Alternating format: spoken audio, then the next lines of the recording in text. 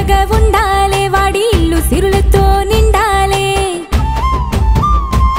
ప్రతి పండుగ పబ్బానికి నాకు పట్టు సీర సారే పెట్టి పంపాలే మనసు నిండుగా సెల్లెకిచ్చిన సంపదైతది వేల రెట్టింపు ఏటా ఒక్క రోజే వచ్చిన ఏ రాకి ఏడాది పొడుగుతా ఇద్దరికి చెరుపుతాది దూరం చెప్పలేని గొప్ప